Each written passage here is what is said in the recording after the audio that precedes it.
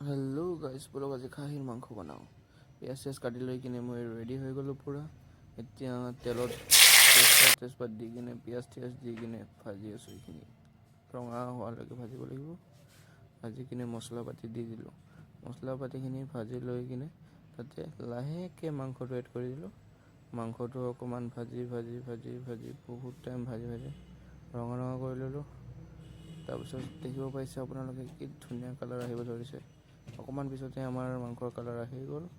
ভাজি কিনে গেছটো ল' ফ্লেমত ৰাখিব দেই। এনেকেই অকণমান ভাজি পানী দিয়াৰ পিছতেই আমাৰ মাংস ৰেডি হৈ যাব আৰু খাবলৈ মজা হ'ব।